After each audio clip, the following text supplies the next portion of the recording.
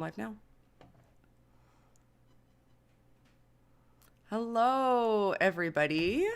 Welcome to Shannon Q, and to everybody who was here an hour ago because I accidentally made this stream at the wrong time because I arranged to have it at 9 p.m. Eastern with Jeff, and I'm in Atlantic time, and I set it at 9 p.m. my time. I'm sorry. I love you guys. Thank you for being so generous with me in the live chat when I realized my mistake. I'm a super professional, amazing YouTuber, and everybody should aspire to be like me because I am awesome at this. I'm really good. I'm really good, Jeff. I'm super professional and amazing at doing YouTube. I think you're slaying it. Honestly. I'm really good. I'm really good. I don't want to sell myself too much, but I'm awesome.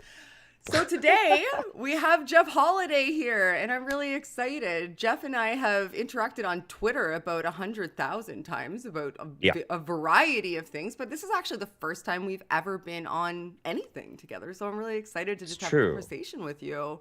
I feel like I know you, which is weird, but we're talking about parasocial relationships, so... That's true. That's one of the main topics for sure. I tend to be a very much open book online as well, which can be both amazingly beneficial and incredibly disastrous.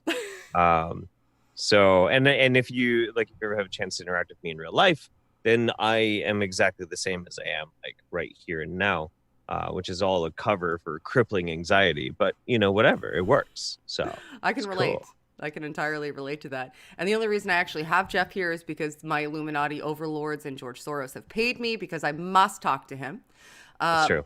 And that is the reason that I need to throw it to Jeff so that Jeff can tell everybody who he is and where you guys can find him in case you're in the off chance you don't know, which would be crazy. But yeah. Well, I just recently, my name is Jeff Holiday. I just recently attained the next level of Satanic Dan, actually, and I appreciate that. I got my my belt of children nipples. That's what we use. It's various ages of nipples strung instead of colors of belts like karate. It's important. I don't know where the fuck that came from. I am a former dirty punk turned college student turned YouTuber. I mostly focus on debunking bad pseudoscience, specializing specifically on alternative cures and culty behavior. Those are the things that I tend to focus on the most. So yeah, and that's what I do. Cool. And Jeff's link is in the description. So if anybody's interested in checking him out, go check him out. His link's down below. So Jeff and I decided that we wanted to have we had a bunch of topics that we wanted to cover, and we figured the best way to kind of parlay into those topics was to discuss what's going on right now with some of the conspiracy theories that are surrounding the coronavirus, because Jeff's been doing a fairly good job of addressing some of them, specifically the movie Plandemic, which I won't link in the description because fuck that movie all over the place. Oh my God. Movie. I refuse to call it a documentary. Just utterly refuse to call it a documentary. There's a name to the pain that I currently feel and have felt resonating through my body for the past year, which is how many big financial forces there actually are out there that are willing to just dump hemorrhage fucking money into these weird conspiracy theory documentaries. There's tons of them all over the fucking place. Yet somehow I still get described as a shill, even though I'm I don't get that kind of money. That's crazy. I don't know. And some of these people who are making these documentaries too, like the guy who made this is fascinating. Not the guy who made Plandemic, but the guy who organized the social media campaign to make Plandemic go viral was a former Google employee. Did you know that? No, I did not know that. Are you serious? Mm-hmm. Oh, yeah. So we know it's all about search engine optimization. Exactly. Yeah. His name is Zach Voorhees. He basically he left Google. No, it's not clear whether or not he left Google on his own terms or not. I don't know. I can't speak on that. But he started claiming that he was a whistleblower and started just vomiting QAnon theories everywhere. But then he may be crazy, but he's obviously not stupid because his plan did work and the Plandemic movie went viral. It's crazy. It's everywhere. Yeah, in the midst of us talking about having this conversation is when that movie hit. And I DM'd you and I was like, my Facebook feed, oh my goodness. And Yeah. I'd like to talk a little bit about what points from a psychological standpoint they hit that make people kind of buy into them. And you come at it from a different angle. Like, I don't think I could do what you do. You actually put the time in to debunk and address all of their individual claims. And that's the thing about these things. They can just, it takes zero seconds to come up with an insane bullshit story that is built upon the artifice of truth, which has like truthiness to it. It takes no time at all, but appeals to people on a psychological level, especially when they don't know how to weed through all the information accurately because they don't have a background in science or they don't have a background in whatever subject matter is relevant. So when they see somebody that has the moniker of doctor, who potentially had some sort of tenure in a field that's related to something that scares them, that they don't have a lot of information about, that they're trying to figure out, they'll absorb it quickly if it's packaged for them the appropriate way. And it takes a significant amount of work to undo that damage and 0 seconds at all to do the damage to begin with. And 100%. It's a profitable market. So thank you for doing it, because I'm not equipped. And it's soul crushing work, but I mean it's important. I'll credit where credit's due. For most of the sources for the pandemic came from Gorski. David Gorski is incredible. His blogging, the dude's a hero of mine. But like there are points where it takes days, sometimes weeks, sometimes like in the case of Vaxxed, I mean, I had to completely rip that one apart. That took me 2 fucking years. 2 years to cover everything with that goddamn documentary. But you're right. And a stupid idea can be born out of literally nothing. It can be generated out of the ether. Yeah. All it needs is the right kind of things, the right way to prime somebody into it. Take, for instance, you're in a situation where psychologically a lot of people in the world are afraid of something. One of the worst aspects of being afraid of something is not understanding it.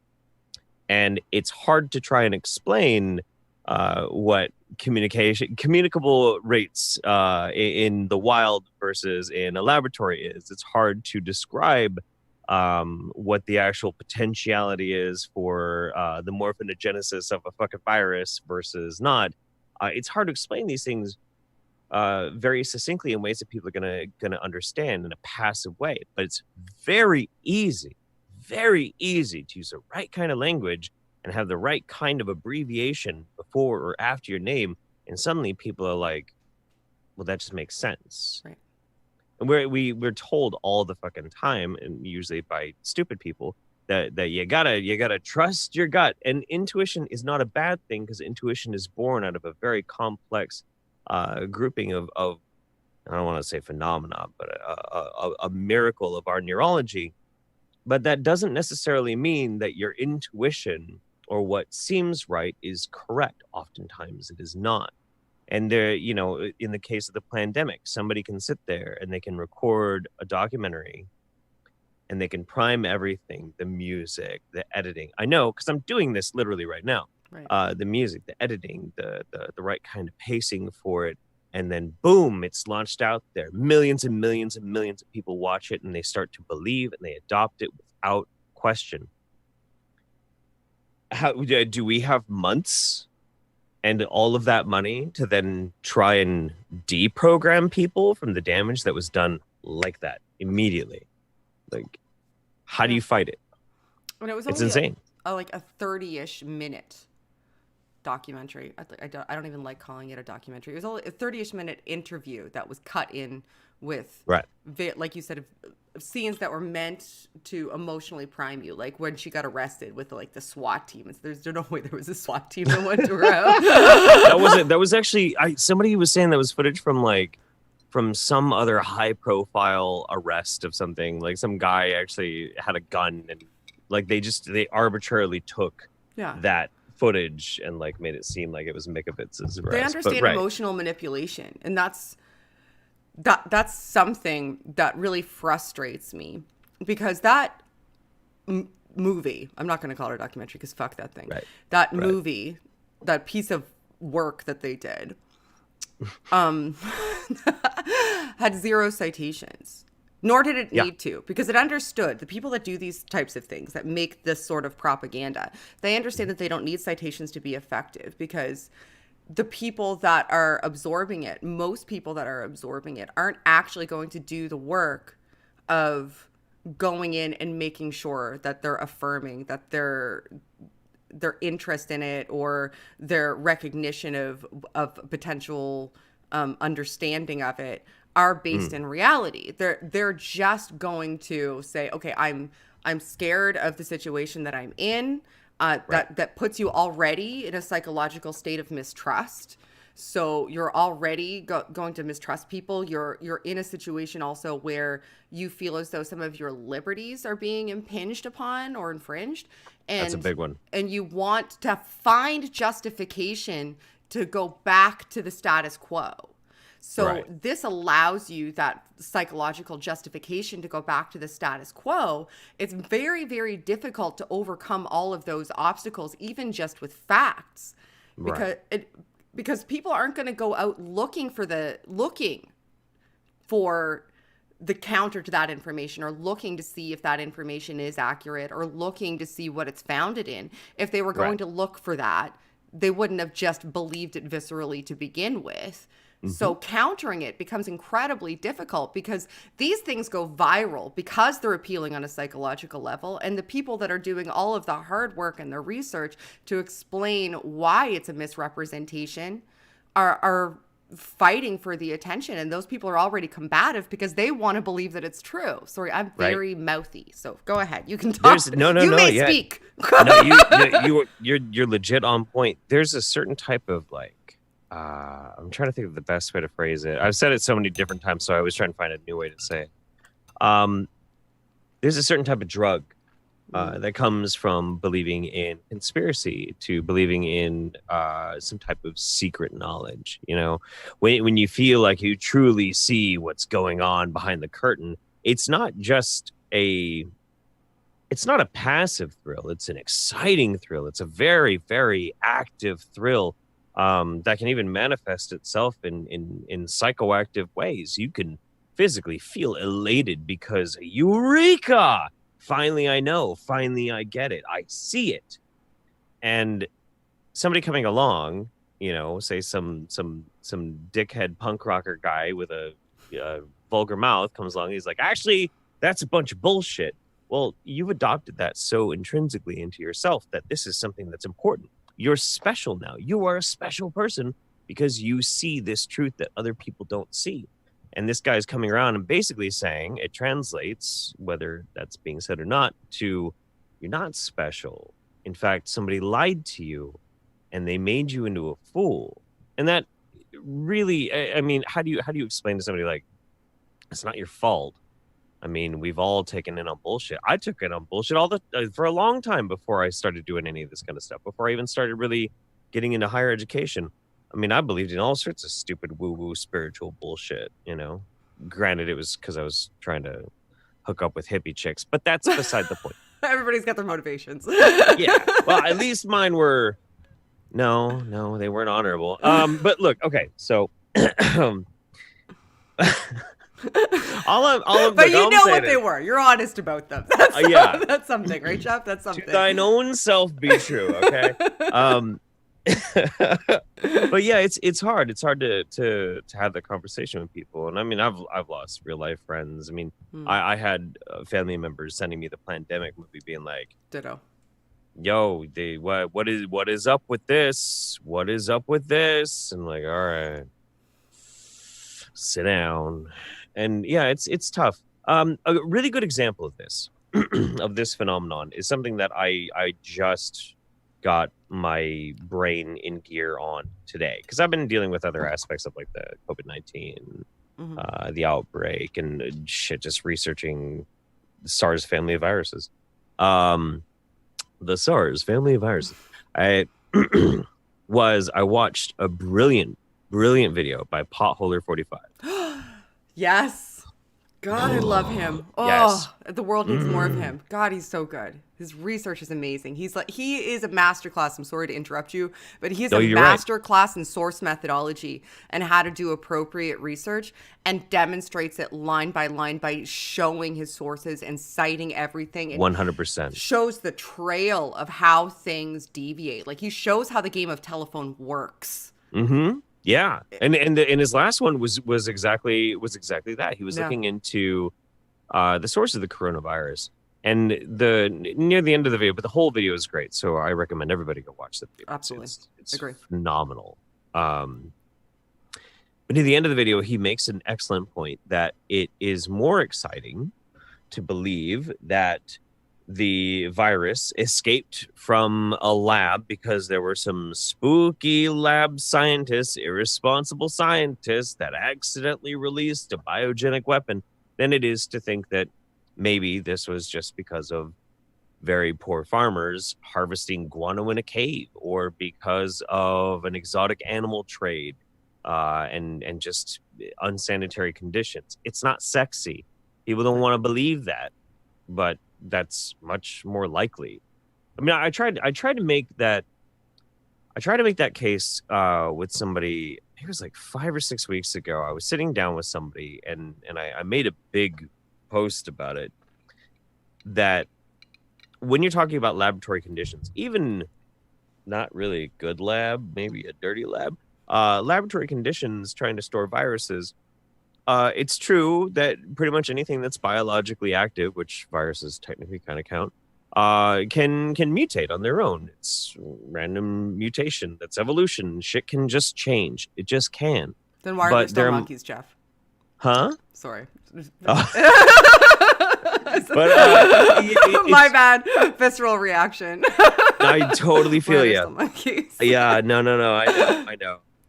But Keep it's the amount of contaminants in that versus just something out in the wild.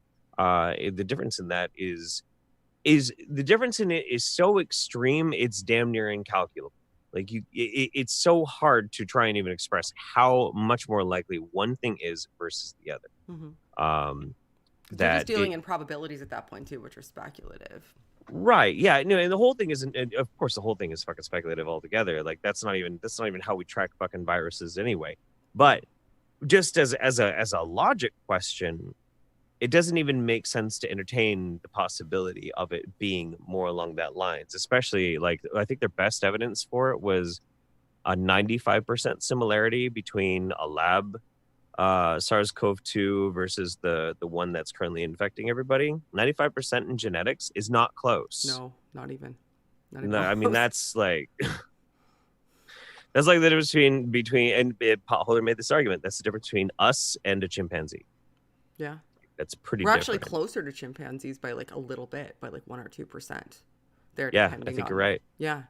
I think it's like 96 or 97% that we're closer to chimpanzees. So it's actually, we're closer to chimpanzees than that virus was, which would go through multiple more iterations because viruses actually mutate faster than we do. Yep, exactly. Exactly. So that's ridiculous, really, when you think about it. But the problem is that most people don't know that, don't want to know that, don't take the time to know that, aren't interested in knowing that. What they're interested in knowing is whether or not they can go to their friend's house and have a beer, whether or not their kids can go back to school, whether or not they can go back to the gym, whether or not they can go back to work, whether or not they can walk into the grocery store, whether or not things will be normal again. These are all intrinsic motivations to believe things that reinforce your desired outcome. So if you have a desired outcome that maybe things will be normal again, and you hear that this is like a genetic, or you're upset because you are looking for somebody to blame for them not being normal currently, right? Then you're motivated to believe it. And then once you share something like a pandemic, once you say, hey guys, have you seen this? Look at this. This makes some sense. Then you're also married to your propagating of it. So you're most of us want to defend our positions and say, you know, we're rational people. We believe rational things. We were convinced by this because it makes sense.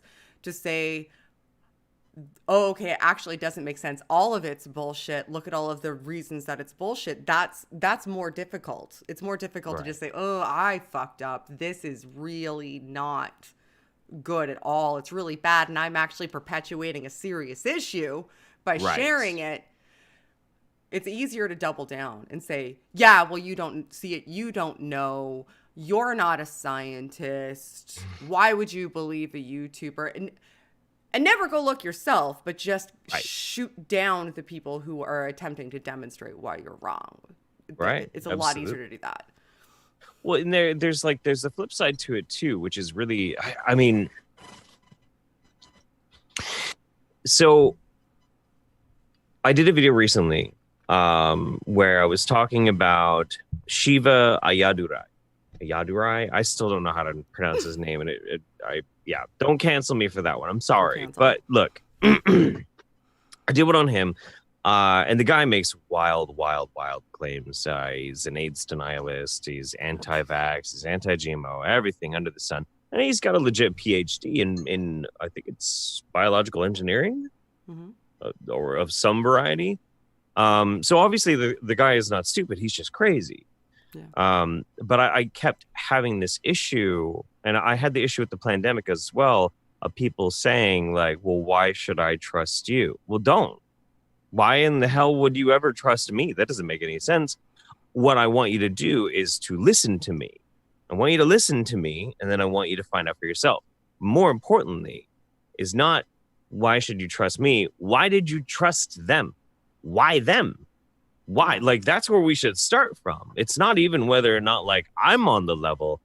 Question first where this even came from. Why did you just and it's not just why were they convincing, but what about you? What about you yourself made you want to believe that? And I think that kind of self-reflection often scares people, but I it is so invaluable for the basic concept of reason, of adhering skepticism to like your everyday life. It is so important to actually learn that skill, to wonder why you want that to be true. Because people want bad things to be true all the time too. We do. I want this whole situation to turn into Fury Road. I'm ready. I'm super ready. Shiny and chrome. Let's go.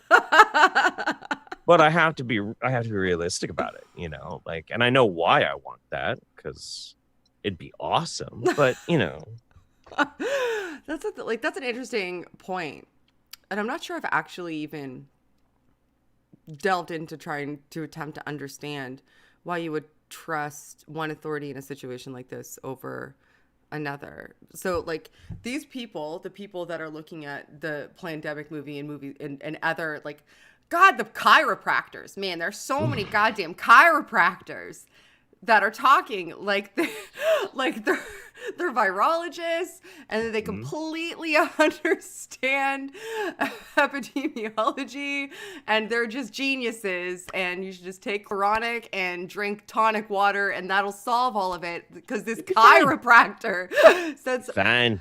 But like anybody with but they are a doctor, so when you hear them, you believe it. But when the CDC, which is an organization that is like staffed with top doctors that are experts in fields that are specifically pertaining to these types of things, you don't trust them. And I think a lot of it has to do with we're cultivated to a couple of things. One is that if you have the perception that somebody is speaking to you directly, like in a one-on-one scenario, you're more apt to be invested in that conversation, especially if that's somebody you can reach out to yourself and get feedback from questions, which these chiropractors, you can do that because they'll engage with you in live chats, they'll send emails back, they're posting on social media individually. So you have an interactive component to that, which helps to continuously reinforce your initial belief based on what you heard them say, where you don't get that with the CDC because you're not getting interaction with the CDC.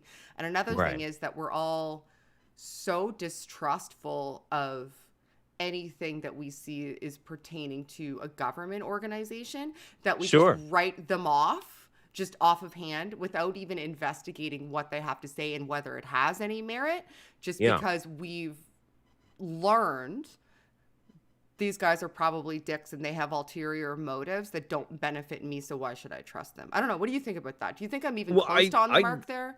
Well, no. I think you're absolutely on the money. Before we get into like the deep-seated one, here's a really good example of this phenomenon at work. Okay. So we do have, I think everybody in some shape or form really wants to be a punk rocker. Everybody does. You know, everybody wants to have like that subversive point of view, and everybody wants to be anti-establishment to a certain extent. You know, they're cool with supporting this. They're cool with like, you know, joining a cause, maybe this, maybe that. But deep down, there's always that little thrill that everybody really kind of wants to be anti-establishment. Well, people who are hardcore into conspiracy theories are very much into that, but then they demonstrate things like, well, we are against the deep state and the shadow government of this, that, and the other thing, and that's why we worship the most powerful man in the world. What? What the fuck? What? We're fighting against the overpowerful forces of evil by worshiping the most powerful man. What? What? It doesn't make sense. It doesn't make the whole QAnon thing doesn't make any sense. The deep state thing, like Trump is fighting the deep state. It's a good example of how people have this desire. And I'm not trying to like get political or anything, but it's a good example to demonstrate how people have anti-establishment values, but they'll sometimes buy into what they don't even realize is literally the establishment. Another good example of this is one of my favorite analogies is when people start talking about taking the red pill. Well, sure. The idea is that you take the red pill Neo and then suddenly you see the world behind the curtain. But if you watch the other movies, that actually is just another symptom, another part of control. It's another illusion. You know, these ideas of freeing your mind and expanding your awareness and seeing like what is behind the curtain is another form of hat trick. It's another form of misdirection, of sleight of hand. And it happens all the time. I think the reason why we feel this way, though, is because there are real conspiracies that have happened, and we've seen them happen. There is real psychological control. We know that this is the case. Edward Bernays himself invented marketing. He invented the way of preying upon people's psychological vulnerabilities to sell to them.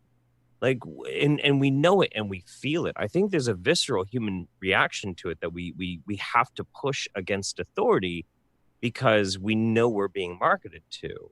I really feel like there's kind of a group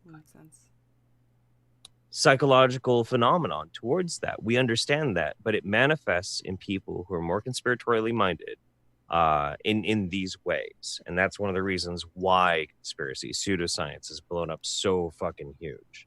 So do you think it's as though we all feel or understand that people are attempting emotional manipulation on us from a variety of angles, whether it be government or entertainment or marketing? We know that people are attempting to emotionally manipulate us, but maybe we're not all armed with the skills required to discern to what degree and how.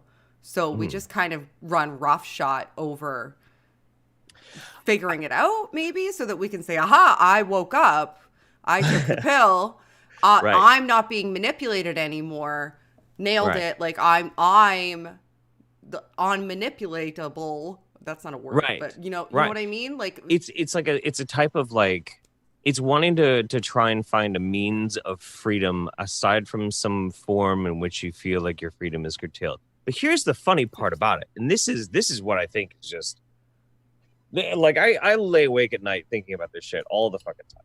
Like all the time. We have a lot in common, Jeff. I do too. I get so upset. Me too. Why me don't too. People just look these things up. Why don't they do that? The fascinating part about it is for the person who's not necessarily in this, for the person who has a very passive relationship with the truth.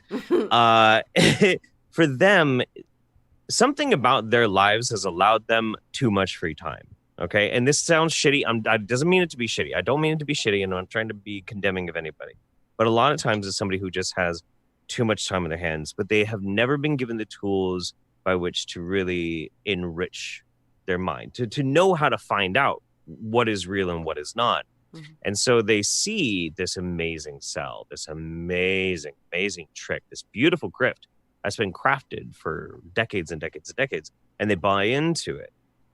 What they don't understand is that, yes, you are being marketed to, but there's really only two ways of being free, is to learn and understand the very tedious task of being objective as much as you possibly can in this world and embracing science, reason, and wider concepts, or to just not worry about it. Because I got to be honest with you, sometimes I wish I could just not worry about it. Like, I wish I didn't think about this kind of stuff. And I think that a lot of people who don't necessarily give a shit are probably more free than me. Because, like, okay, so their phone's been picking up on their various different purchasing cues, and it shows them things that they might want. And they're happy with that. And who cares? Because they wanted that thing. They didn't know they wanted it, but they buy it, and it makes them happy. Maybe it's for their kid, maybe it's for their spouse. It makes them happy. Who gives a shit? I hope they have a great time, you know? That's a kind of freedom, in a way, of just not really caring. You're participating in basically the system that is in place. Is that even necessarily a bad thing? You know, the complicated part of it is when things are done in specific malicious ways. Capitalism is capitalism. Marketing is marketing. The ways in which people are producing goods and trying to psychologically manipulate you into buying them. It's a little predatory, but it is what it is. It's just a broader system that we can observe. There are a lot of worse problems with it, trust me, that have nothing to do with the purchase, with consumption, okay? But then when you have pseudoscience and you have fear marketing and fear porn, when you have systems of control in which people legitimately are trying to control aspects of your behavior in your life and your relationships, ooh, that's a big one. That's evil. And that's vile. And that's what, and it's those people who are vulnerable who get that glimpse and think that there's some way they're being manipulated. And then they buy into a system of manipulation by snake oil peddlers, by pseudoscientists. That's like those are the people I'm trying to reach. And what sucks is that they're buying into additional emotional manipulation because they're vulnerable under the guise of being able to say that they're free of it. Yeah. When really they're just robbing Peter to pay Paul. They're just trading, a form of manipulation for another, but allowing themselves to be more susceptible by buying into a form of manipulation that also comes, preloaded with an affirmation bias that teaches you not only to not look into debunking or curtailing or critiquing the positions, but also to propagate those positions in order to justify holding them to begin with, because that's an easier resolution for dissonance than it is to actually come out of that dissonance and find the actual valuable information, because that's work. That is work. That's why I don't do what you do, is because that's work. That is work. Like, I'll look into it, but to be able to orchestrate and construct and present it, that's work. I don't have the time. Ain't nobody got time for that. Even looking into it is work, and you don't want to. Most of us, if we're honest with ourselves, have a bias to affirm the things that we already believe, unless we're actively aware of it and doing what we can to curtail it. Sure. Which is one of the reasons that the moniker of my channel, like one of the things that I say consistently is advocate for your own understanding. Don't take my word for it. Read the citations that I have in the description. Go and investigate for yourself. I am just Absolutely. a moron in Nova Scotia with a YouTube channel. Like, you should don't listen to me. Like, I mean, I have a degree in psychology, but I could be wrong. I could misspeak. You don't ever just trust me. Go test me. Help me be better. But by doing so, better yourself. I've gotten things wrong plenty of times on my channel. Me too. You know, and I always tell people the same thing. Like, yeah, don't trust, verify. That's what you do. That's what you do. Like, all I ever really want to do is I want to poke holes in the things that people are taking for granted. That's what I want. Right. You know, I think that this thing, and I'm like, but here's a reason why it might not be good. I'm not the one to fill the void left after I nuclear strike the bullshit you've been thinking of. I'm not the one to fill that. You are. The viewer needs to fill that with something else, and I don't even want to suggest it because I don't want to psychologically prime people to do something that I want them to do. That would be gross. For fun, like when you start thinking about pseudoscience, just as for the viewers out there, when you start thinking about pseudoscience or groups that are involved in this kind of thing, Google the 7 signs you're in a cult and see how many of them apply to things like sometimes to like multi-level marketing, for instance. That's a whole nother topic there. I did a whole stream on that. Yeah, MLMs are nuts. Illuminati does like great work on that stuff. She's great. But 7 signs you're in a cult. I mean, I actually kind of use this as kind of a primer, depending on how I want to talk about a group. When I talk about, say, people who are into miracle mineral supplement, or you know, they engage in black salve treatments or whatever, I look at these groups on Facebook and I watch their behavior, and I see if psychologically they operate the same as a cult, and very often they do. Very often they do, because this is all it's all following kind of an archetypal flowchart, if you will, because it works. It's very effective. That's why it keeps happening. You know. Yeah. This is a good way to kind of pivot into discussing parasocial relationships, which I think is a really important component of, like, because me and you talking about, you know, don't just believe us, look into it. Yeah. A lot of people, people do trust me and people do trust you. And I am acutely aware of that. And that's one of the things that keeps me up at night. It weighs on me. Like, if I get something wrong, then I know that there are people listening. And if I lead them astray because I screwed up, then that is on me. That's something that I have to live with. I don't want to be able to justify myself out of that. I want to be able to wear it and own up to it. So I try to take measures to say, like, advocate for your own understanding. Look at this, like, comment in my descriptions. Like, if something's going wrong, or you feel like there's something that's like dramatically incorrect about what I say, challenge me. Like, send me resources. I want to learn more. Those types of things. And one of the reasons that I do that is to counteract some of the effects that I know parasocial relationships have. So if you learn to trust somebody, like if I build a trust relationship with an audience, then I've built a trust relationship with that audience. I just mixed another drink too. I see you with your wine bag. Me and you will get along just fine. I'm trying to be sly. I'm drinking wine. Drink and talk psychology. Bag. You and I can be best friends. Yeah, that's right. I'm out of a mason jar. Nice. That's right. Cheers, bud. Cheers. Yeah, cheers. But that's one of the reasons that I do those things, is because it's an effective way to counteract it, right? And so that I know, because I know the responsibility that comes with trust. A lot of people don't recognize the responsibility that comes with that trust, or they exploit the fact that they have that trust. Right. And that infuriates me, because I see that so often, especially in this sphere, because you can mobilize an army if you have enough of an audience just to defend your wrong position. Yep. Because you've earned people's trust. All right, go. I know you have a lot to say on this shit too. Oh, I've been on the receiving end of an army before.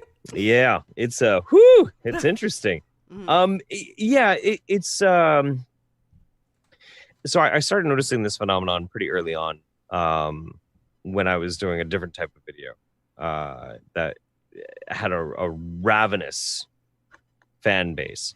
Um, that there were people who started getting very, very familiar with me, and to this day, it still happens. You know, it definitely happens here and there, and I have to address it very carefully because I don't want to hurt anybody's feelings. But I would run into this phenomenon of people who really liked me. Not just like I enjoy your videos or I like your style or who you are, but that they knew me, man. Like we're connected, man, and we're not. Right. We're not. I mean, like right now, you and I we are enjoying the privilege of being able to in real time look at each other. We can talk to each other. We can read each other's body language. We can hear each other's inflections. We're as close as we can get to actually being like physically in the same room and interact with each other. Right.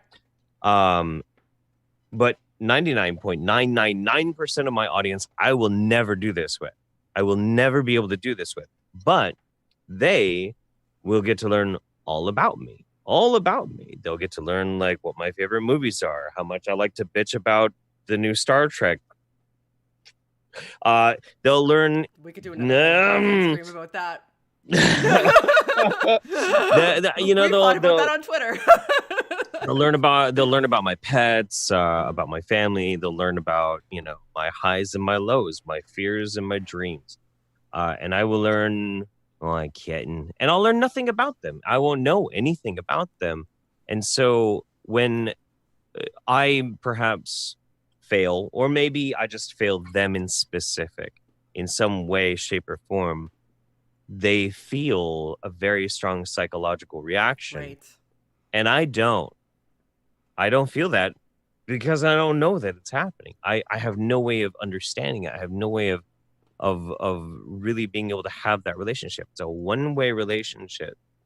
And I maintain a very specific, as professional as I can, distance with my audience as well, because of how predatory many, many people on this platform tend to be. Absolutely. When they forge these parasocial relationships, when they raise their armies. Like I don't even have a clever name for my audience. I don't either. It's a really good marketing technique, but I don't even have one, you know? I think that parasocial relationships are one of the linchpins on creating a successful pseudoscience grid. Yeah, absolutely. And it goes to like the Not 7 signs you're in a cult. Pseudoscience, also like ideological movements. Yeah. And marketing. Yeah. Absolutely. 100%. And it's, I don't really know, because like it's something that I struggle with quite a bit. Is I understand how much power a parasocial relationship could be, like getting people hyped up into something like, hey team, now we're gonna do this. But I have seen that shit backfire so many times with so many YouTubers. I can't go for it.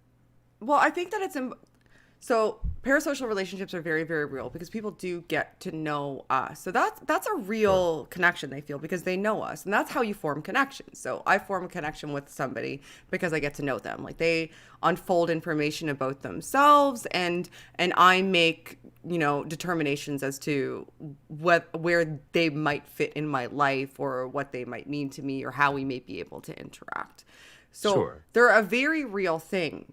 I think the issue is some people look at parasocial relationships, some people who have them, and see them as real on an interaction base. Like, not I feel so strongly about this person that I know if they met me, we would get along. Like we would, you know, we would be able to be friends. And that may even be the case. But the issue is like when you get to a specific like or a certain level of, you know, viewership or you know, Twitter followers or whatever the case may be, you become inundated. Like, and you don't have the time. Like you've reached the threshold where you as important as it is, and as much as you want to invest in interacting with the audience, you do not have the bandwidth to be able to do it on a valuable level with everybody who feels as though they deserve that time. That's from a good you. word, And then valuable. you get that, like, I get upset, like I get like physically upset because I feel like I'm letting people down, and then that Yep. it's just it can be a very unhealthy cycle if it's not treated correctly, and it's only really detrimental to the person on the receiving end of the parasocial cycle if you actually respect it and respect the people. If you don't respect it and respect the people, and you're looking to exploit it, then you don't even necessarily care, because all you're thinking about is what you're going to get out of it. So you're not emotionally impacted by the effect that it has on the other people. I think the word that, like, I 100% agree, and the really emphasize the word value. Like, there is, I don't know about you, but for me, even videos that I'll spend weeks and weeks, sometimes months on, I always have a very, very critical eye on everything that I do. Yeah. I always question my value, even in just what I make. But what I question even more than just the work that I produce is the value of how much I interact with people in those types of relationships. So, like, you know, we both have Patreons, right? Yeah, I have Patreon. Okay. So part of my Patreon is like interaction with people. And it's been very hard to fulfill that at times because of scheduling, or just because of, like, my brain gets overloaded by too many messages and I just shut down. Same. I ignore DMs frequently. Oh, it's because awful. I just can't. I just get to the point that I'm like, I can't even give anybody the time, because if I answer your question, then you're going to ask me another question, and then if I do that for all 70 of these, then that's my week. Right. And then you start feeling like you're not really going to be able to give the value to people that you want. Like I'm letting people down. Yeah. Yeah. And you know, it's a very bizarre situation to be in. It you know, it makes me understand why certain like people who are much higher in status just don't give a shit about anything. It makes me understand that, but I don't like that. I find that to be that's not appealing to me at all. It's but the not conversation you and I are having tells me that both of us respect it. Because we do. Because we understand, like, that the way I look at it is, and maybe, like, I can't speak for you. So the way I look at it is, I garner something from having this audience. Like, I'm not just giving to an audience, I'm garnering something from them. Like, I'm able to amplify my voice. I'm able to learn things. They're amazing contributors. Like, they send me super chats because they value what's happening here. Sure. And I don't have the opportunity to, you know, look everybody in the eyes and tell them that I appreciate them. It's just not feasible. So when somebody reaches out to me, initially I was very good at, like, writing right back, but then it gets to the point that it's an insurmountable task to do so, and you worry that people are going to think that means you don't care anymore, when it really just means that you care. Right. Like, oh my God. And you know, and it just gets worse. Oh gosh. It just gets I'm just little. I'm never going to be that worse. big. I only have 20,000. I'm never going to be that big. I thought the same thing when I was 20,000. It just, you know, put in the work, you do the thing, hopefully you just enjoy the ride along the way, and if it happens, it happens. If it doesn't, it doesn't. But you got a good energy, like, you'll go far. Oh, yeah, and it's tough. Have you ever got a chance to do a fan meetup? Well, I went to Faithless Forum last year, and it was one of the most amazing experiences that I've ever had in my life. I was really pissed because I remember I saw somebody mention Faithless Forum last year, and I was like, oh yeah, fuck, has that happened yet? I really want to go to that. And I looked, and it had happened like 2 weeks before. Oh, you should go next year. We had to postpone. But so yes, that's the closest I've had to one, because it's my favorite. It's amazing, right? I fucking love meeting people, especially when I get a chance to, like, travel and go and meet people, because, you know, like, hey, we're doing a fan meetup, and they're like, oh, are you Jeff Holiday? I'm like, awesome. Who are you? Tell me everything. I want to know everything, please. Yeah, and they're when like, you meet the face-to-face, People trying to ask me questions. I'm like, yeah. No. You already know the answer to all this shit. What about you? I want to know about you. I'm starved. I want to know, because that's the other side of that parasocial relationship. If you get that chance to meet somebody who knows all about you, well, and if they're still watching you after they know all of your bad shit, then they're probably really interesting. And then you want to know more about it. I like that. That part's really cool. It's expensive. But you see it as a relationship then, which is the same way that I see it. A relationship that I sometimes feel guilty that I can't fulfill as much as I wish that I would or could. But that's the thing about parasocial relationships, is because there's a deficit. Like on my side, I feel guilty because I can't fulfill it as much. But that's the thing. A lot of these people can't get it fulfilled. So if they start to have a parasocial relationship with me, let's say, I'll use myself as the example, where they feel the need for that fulfillment, and all of a sudden I give them the opportunity to have that fulfillment by reinforcing something or doing something for me or sending me something or believing a thing that I say or propagating a thing that I say, then I am taking advantage of that dynamic, because essentially they're looking for my attention because they feel like we already have a relationship, but on the other side of that relationship, they're not being fulfilled. So if I attempt to start fulfilling components of that relationship, it's very easy to exploit them. And that's how people who are conspiracy minded or exploitative build these armies and take advantage of these people, because these are people who are emotionally vulnerable that are looking to you to fulfill a component of a relationship they think they already have, and you're utilizing them in an abusive fashion in order to benefit yourself, and they're not even seeing it. And that makes me so goddamn mad. My least favorite topic in the fucking universe is Jilly Juice. But oh my God. But there is no greater example I've ever seen than the workings of how, like, Jillian herself has parasocial relationships with people, or parasitical relationships with people, depending on how you want to phrase it. And that's the thing that's the one that because I have to, because it's part of my brand. I have to witness damn near every day. And so I see these things in action all the time. At least maybe that's the kind of thing that's kind of been keeping me more grounded in my ego, because I'm human. It's very easy to for sure. It's very easy to really like the smell of your own farts. Really easy. When people are like, bro, your farts smell great, and you're like, I don't know, it's great. But when you gotta like watch some fucking cult leader try and convince a bunch of people to drink diarrhea water, it kind of helps you to be like, am I being in any way kind of like this crazy bitch? Yeah, okay, I should probably stop doing that. I don't know. Yeah, it's weird. You have a bar to look at and be like, not that. That's not it. I don't want that. Yeah.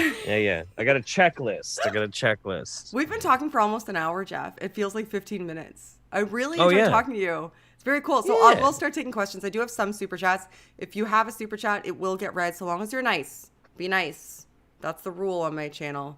Unless apparently you can be mean to Jeff. Apparently Jeff thinks it's okay if you can. Oh, people are spicy with me all the time. Also, by the way, you didn't link my Twitter, did you? No, your Twitter is actually underneath you. You can't see it on the Zoom call that you and I have. Oh no! Why? Dude, okay, look. Is that bad? Everybody, no, you're fine. You're wonderful. My Twitter's worse. Don't follow me either. I'm just saying. Don't follow me. Like what I do on my channel is not what I do on my Twitter. Ditto. I'm not nice confirm. I'm not nice on my Twitter. Twitter is a place sometimes that I go just for like a visceral cathartic escape. Just like, yes. I want to yell into the void because I'm mad at all of the things. So, I go to Twitter sometimes just to start a fight. And I know that that's not healthy. But I do it. I absolutely do it. I go to Twitter sometimes just because I'm like, I'm mad, and I know there's someone here that's worth fighting with that did something stupid that I can justify fighting with.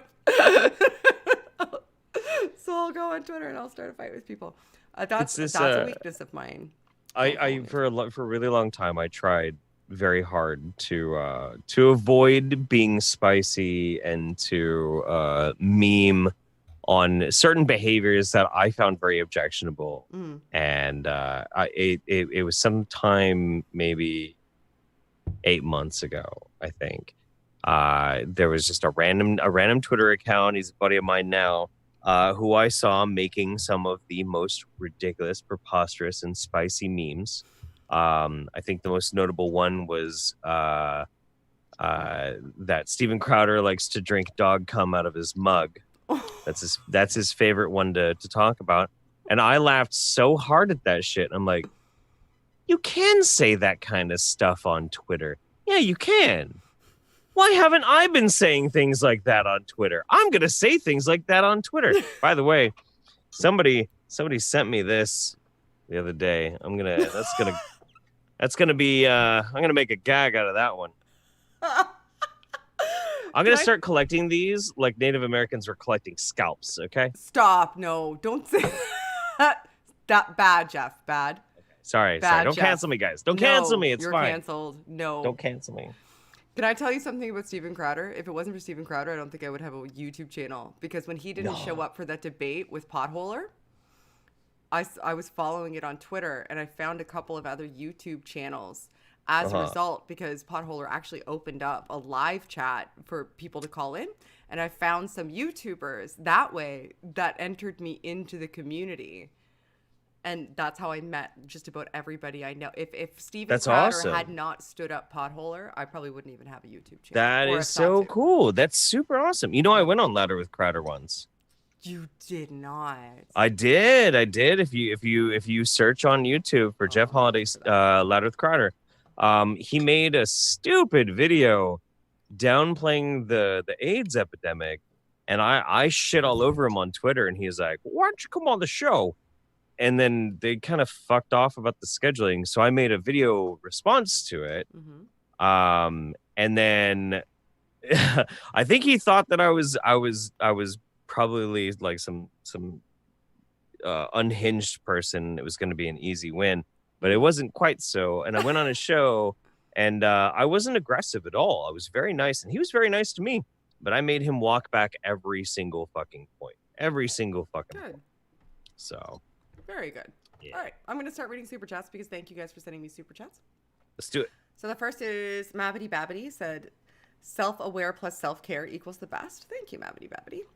And this is from Gilly Foyle. And also at me if you have questions, at Shannon Q, so that I can make sure that I see them so that it's not just super chats, please. And thank you.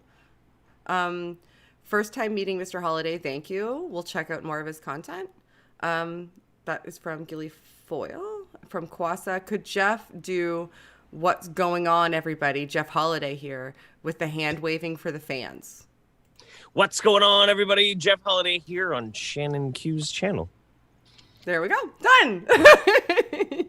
You got your wish, Kwasa. I didn't mean to do that on purpose, though. I used to see like YouTubers always doing the same intro and same outro, and I'm like, I'm never going to do that.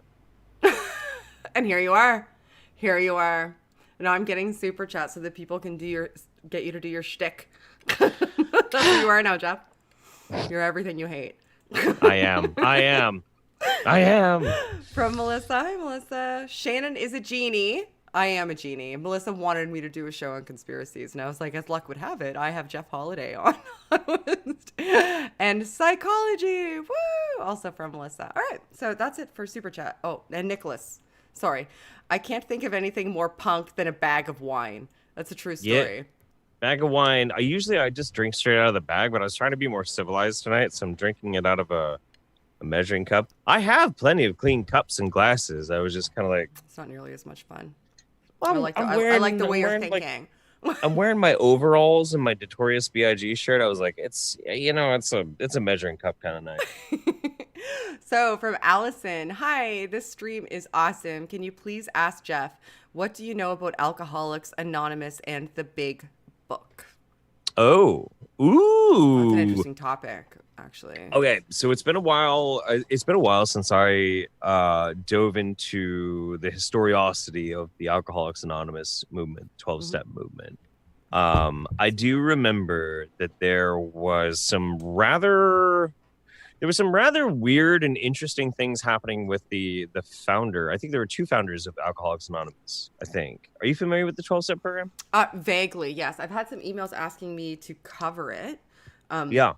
But I'm not super familiar. I'm only vaguely familiar. I know that one of the things you have to do is you have to accept God, Yes. which seems to me, from a perspective of community recovery, to not be an ideal standard, because if somebody's going in there without a God belief or with a differing God belief, getting them to comport to that God belief would actually cause more dissonance, whether they were an atheist or somebody of a differing belief set, which would potentially exacerbate their initial addictive structure. But what do I know? I don't know. But it seems like a trivial thing to add in a manipulative tactic. But so there was Bill W. and Dr. Bob, and I think Dr. Bob is the one that they kind of hoist himself up. They kind of hoist him up as this. You know what it reminds me of? Because I've talked to a lot of people who were in Alcoholics Anonymous or Narcotics Anonymous or whatever. When they talk about Dr. Bob, it reminds me of like those Vietnam War movies where they talk about Uncle Ho.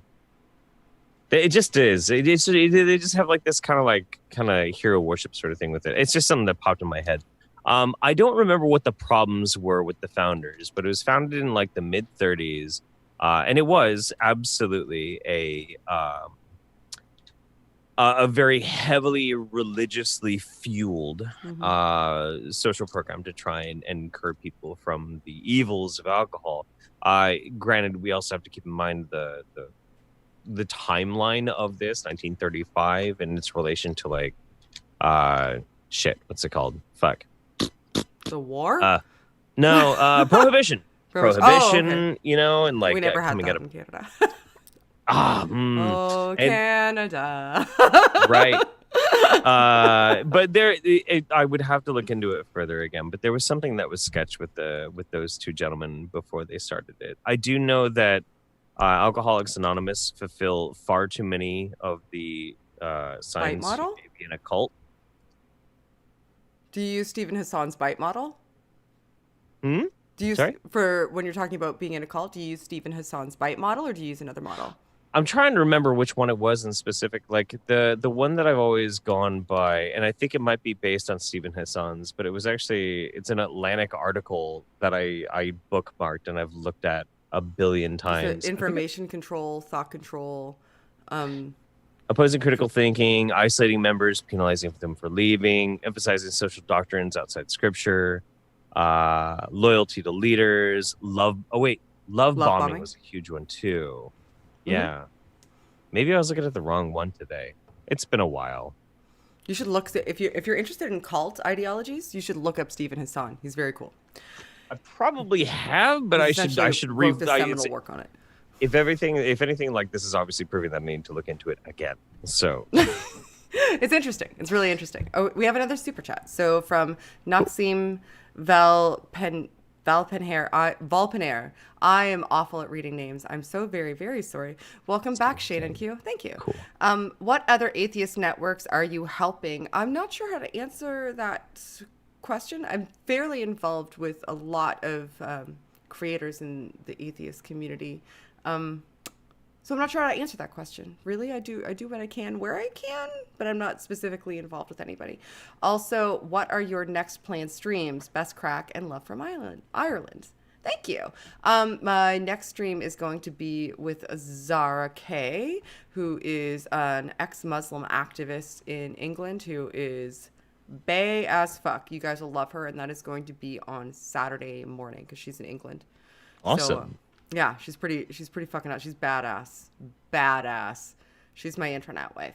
And Vibrantly Brantley said 4.5 years sober without AA. Good job, Brant. Very good. Congratulations. Good job, it's amazing. All right, another question. My buddy had to do 12 steps in prison. He chose his mom as his higher power. Oh, that's John from Stated Clearly. John, hi. That's great. John. John's good people. Everybody should sub to Stated Clearly. And Jeff's channel. And I don't know, probably this one, I guess. This one's tenuous. This one, Kind of maybe sub to iffy. their channels first. Then maybe come back to this one. All right. So I'll take this as our last question. This is from Andrew. Hi, Andrew. Thank you. Are there any techniques within the current psychological research literature that suggest any possible ways one can go about initiating a change in the thinking of conspiracy advocates? Oh my gosh, there's so many. So many, actually. It depends on the person. So, Jeff, do you want to say a thing before I get nerdy for a bit? I mean, like you're way more of an expert into it than I am. What I was gonna suggest was Jesus Christ. I have so much advice for people, and I don't even know if it ever actually works. So you know what? You go for it. So it all depends on the person. So one mistake that we make consistently as people is thinking that the same sort of method of delivery that worked in the past when it comes to dialectic approaches is going to work with another person who's in the same sort of situation. But what we don't take into account is what their individual circumstance might be, and also how receptive they are to different types of communication strategy. So the answer is, based on the literature, that it's intensely individualistic when you're talking about one-on-one interactions.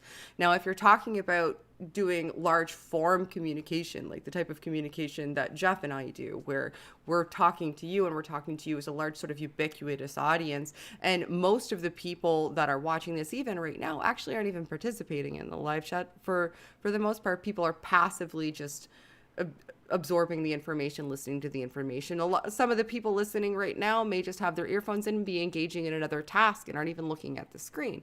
So what's really, really important is to be able to articulate effectively your positions and not be in a combative state. So if you put somebody in a combative state, they're initially going to put their defenses up. And if they put their defenses up, then you have another hurdle to climb in order to be able to get them to question their perspective. So your goals need to align with your intentions when it comes to communication strategies. And if your intention is for somebody to question themselves so that they can come to a differing conclusion, just telling them that they're wrong and presenting them with information is a demonstratively ineffective tactic.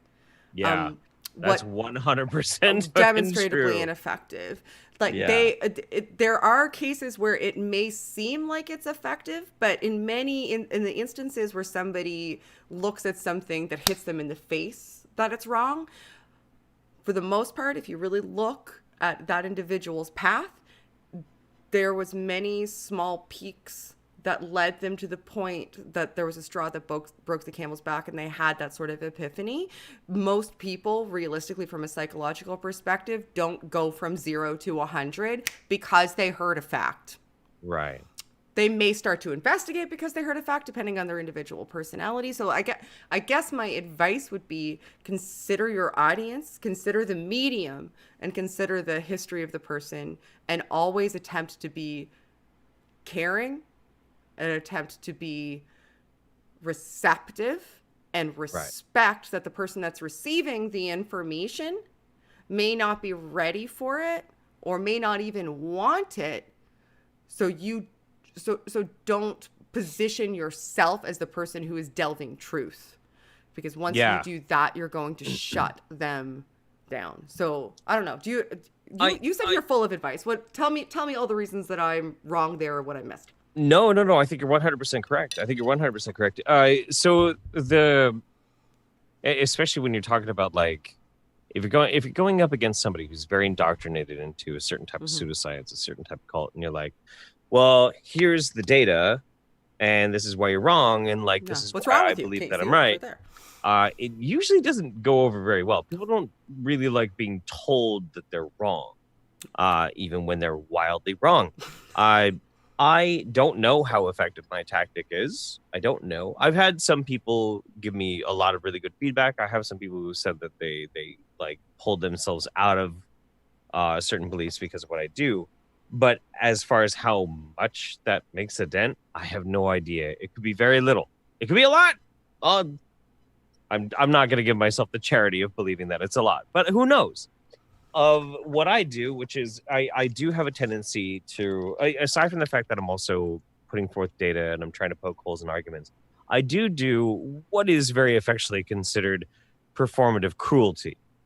There are political YouTubers and streamers who do this. I tend to do it to pseudoscientists and snake oil salesmen, and that sort of thing.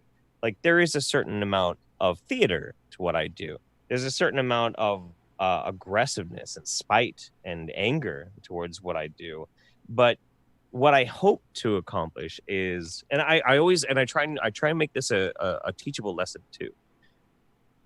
If somebody out there is, say, an anti-vaxxer, an anti-vax mom, they're a victim, okay? They're not a bad person. They're a fucking victim. They're a victim of being led down something that is an illogical, irrational, and unscientific fucking path. They're a victim, and we should treat them with a certain amount of respect and empathy because of that. However, those fucking people who do know better and who do spread anti-vax messages and who do go to these convention circuits and who do prey upon people who are incredibly vulnerable, well, I will field you up on my platform. I will rip apart your arguments. I'll find the things that are demonstrably vile about you, and I will demonstrate why nobody should listen to you. Right. I will shred you.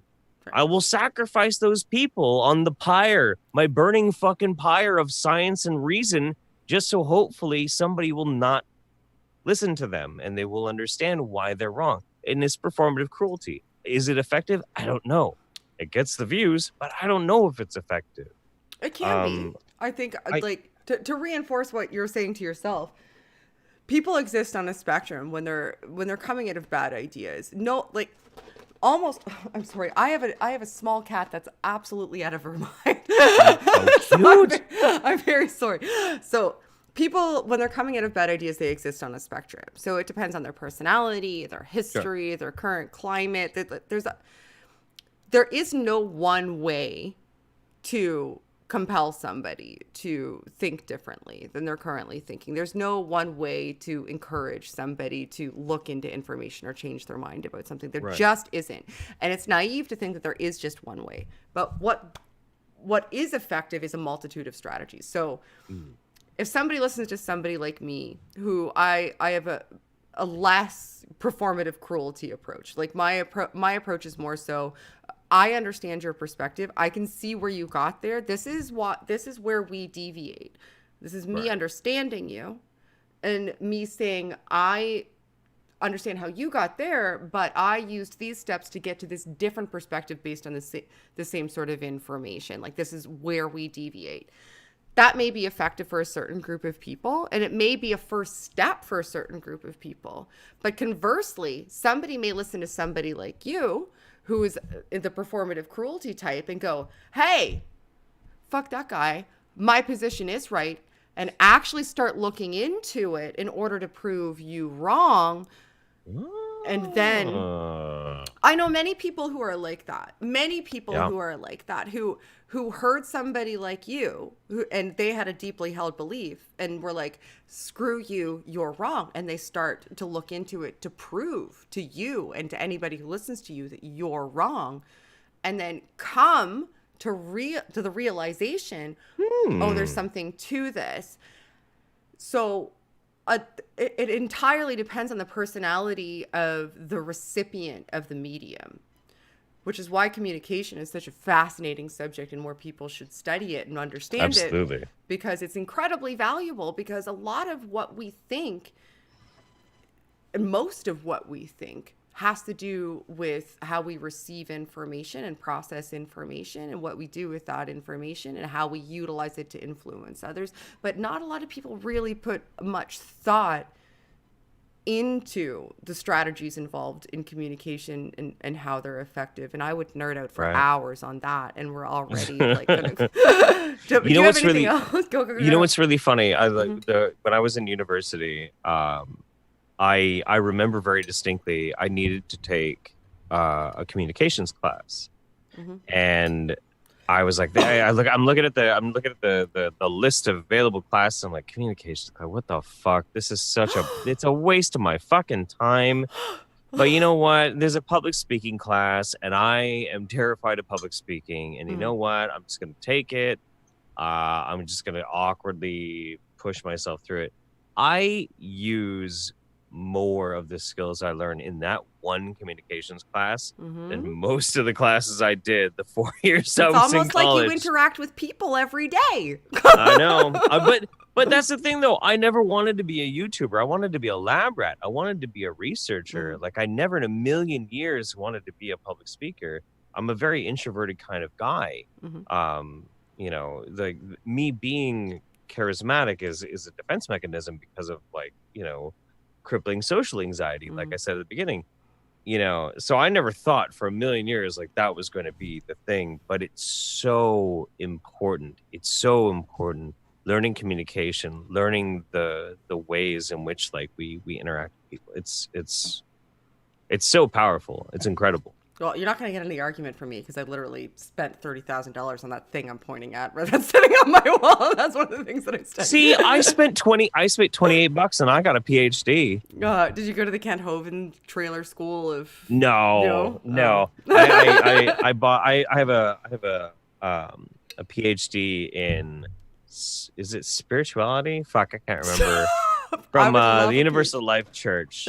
So I am actually technically Doc Holliday. Technically. Oh. See, now I just want to go watch Tombstone because I love that movie so That's much. my favorite movie of all time. Are you serious? I'm straight up serious. Tombstone, Big Trouble in Little China, and then Event Horizon. My 3 favorite movies of all time. Okay, you got me with Tombstone. Memento's in there for me, though.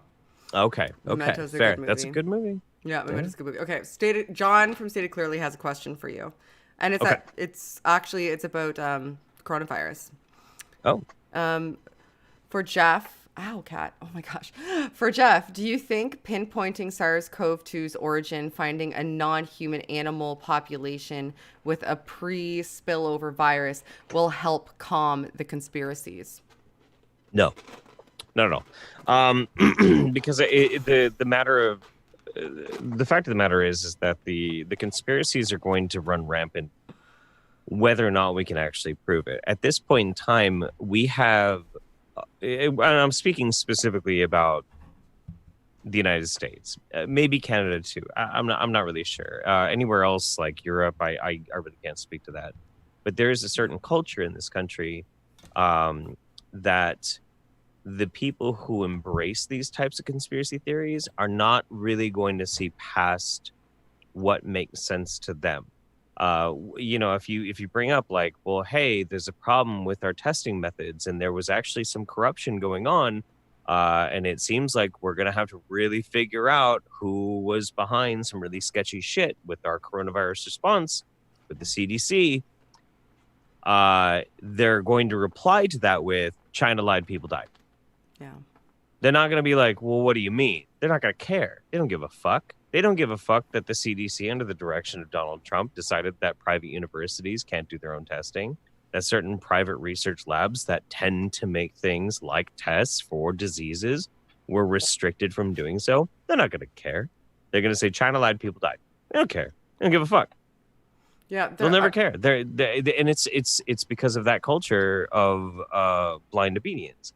And that's unfortunate. I'm not trying to get political or anything, but intrinsically there is a culture around this that is unfortunate, and it's kind of as much as they hate fake news, they're kind of anti-real news, you know, and it's sad.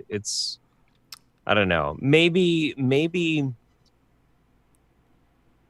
in like 2 or 3 years, if things are wildly different than they are now, finding the origin of it, we can actually appreciate it so much more. Because right now, I think our best bets are that it came from a crossover between pangolins and humans. The strain that they found in pangolins is 99% genetic match to the current human-infected SARS-CoV-2. That's still not perfect. We still don't know. But maybe in a couple of years, when everything else is calmed down and the rest of this shit just isn't so rampant, maybe we can appreciate it then. Right now, no, I don't think so. Yeah, and I don't think anybody who propagates a conspiracy theory like this is motivated by a lack of access to accurate information. No, yeah. That's not where it stems from. I think because there's a wide, like, we live in the information age. People can go find accurate information, and I understand what John's saying is that, like, this is a piece of the puzzle that we don't actually have yet. But the problem is that even if that was the one piece of the puzzle that we don't have, they're not even looking at that puzzle. They think the entire puzzle is fake. They think that the picture of that puzzle was photoshopped and isn't even the real picture that should be on that puzzle. Right. They have an intent and motivated distrust in the people who are giving them information, and a lack of either desire or ability or motivation to seek out and understand and discern what the accurate information is. Absolutely. So I would like to think that if we were like, hey, here's the piece that we found it, and this is exactly where it came from, and also we can use this information to get a vaccine, and everybody would be okay. That is not going to stop it. What is going to stop it, maybe, I think, is the people that are, or at least quell it a bit, the people that, and I'm guilty of this too, that are afraid to talk to their friends and family members and people on Facebook who are propagating this stuff because they don't want the conflict, to find better ways to interact while giving out and disseminating better information, and learning how to communicate without it being a you're an idiot and here's the actual information type conflict. Like, finding ways to approach the people who are propagating this information to educate them without making them feel like morons who are now on the receiving end of your galaxy brain, which is what a lot of these interactions tend to look like. Yeah. So, this is from Judas Priest. So, did either of you see Good Omens on Netflix? It caught quite a lot of evangelical hell around here. Me, I personally loved it. I do. Is that the one with David Tennant? Yes. Yes, I did. And the end of the world. Yeah. I did see it. Yeah, I'm in. I watch anything David Tennant's in because 12. There you go. There you go. And I'm a huge Terry Gilliam, a huge Neil Gaiman fan. Right. And yeah, we should. We absolutely should. And Neil, because Terry, rest his soul or whatever. He never got a chance to see it. Not Terry Gilliam. Oh my God. Who are you thinking of? Terry Gilliam is from Monty Python. Oh my God. Terry Pratchett. Even before I could look it up. I remembered it. Terry Pratchett. Terry Pratchett passed away, sadly, so he didn't get a chance to see Good Omens. But Neil, co-wrote it, and he signed off on it. And I think it was wonderful. It wasn't perfect, but it was wonderful. I thought it was as good as you're going to get. My kid loved it. My 9-year-old thought it was amazing. He binged it. Oh, yeah. Watched the whole thing. It's crazy. Hell yeah. From Noxium Valpenhair again. Gosh, I'm trying really hard. And this is going to be the last one that I'm taking, guys. So thank you. I appreciate you. But I have to work in the morning, and there's a cat trying to kill me. Ow, sorry. Would you approve of a humanist school opening to teach humanities and general knowledge? Some have objected, which I find strange thoughts. It depends on what you mean by humanist school. I don't think any school should be open that has a specific ideological mindset. I think that schools should be secular, and I understand that some people see humanism as secular. I don't know enough about it to be informed. I have always been a huge proponent that one of the things that is missing from schools is class on logic, source methodology, and information discernment, especially in the age that we're living in now. So I think that those types of courses should be taught as mandatory components of the curriculum so that it's less rote memorization, because rote memorization is actually not very well demonstrated to be applicable and transmissible into real life skills. But if you teach people how to think instead of what to think, you arm them significantly better. Okay. Thoughts, Jeff? Yeah, that's a good answer. I would respond by making a very, very specific distinction. Humanism as a concept is great, but not. And I'm not saying like there's a condemnation of humanism as a movement or as a political or philosophical or social ideology is bad necessarily. But when we get down to a basic fundamental level, these principles that we speak of, the moment we start to attribute it anything further on it, when we prescribe to changes or policy implementations because of philosophical concepts, it always leads to trouble. If you want to make a school that follows the spirit of humanism, probably great. Probably going to be a great school. Sure, absolutely. I just, when somebody says something like, should there be a humanist school? I'm like, yeah, but which humanist is going to run it? Right. Are they beefing with an the ideological organization that has, that is run by people and is subject to potential influence by people who have an ideological agenda, then you run risks. Well, how many different groups of atheism is there? Oh, Jesus, Murphy, Mary, Joseph. God. Yeah, that's right. Big drink. Yeah, big. I'll take two of that one. Drink. And on that note, I actually missed a super chat from Vibrantly Brantley who said, I still collected a few chips. I heard they might be worth free drinks at the bar one day. Cheers to that. Cheers to that. So, yeah. Jeff, I'm going to say thank you to you because we are approaching an hour and a half. And it's go time. Though it feels as though it's only been like 20 minutes. You're fascinating to talk to. I'm super excited that you came here. Thank you. I have, aside from going on like Drunken Peasants or something like that, I just haven't been on anybody's show in a million years. And I'm glad we did this one because I've had a wonderful time. Oh, I'm so excited. Well, I'm glad you chose me. I'm glad you did. So for anybody who doesn't know who Jeff is, go find out. For goodness sake, his channel's in the description and his Twitter don't follow is this Twitter. But don't go to the Twitter. Follow that Twitter.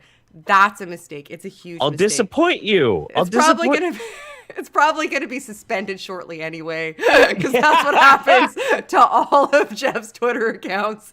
Every one of them gets suspended within 6 to 10 months. So don't waste your time, is what I'm saying. That's right. It's not worth it. And I'm going to put up my end screen because I'm an incredibly professional YouTuber and I don't have outro music. So right now I'm just saying words and saying goodbye to everybody. Goodbye, everybody. It's nice to be here. And as always, help elevate the discourse.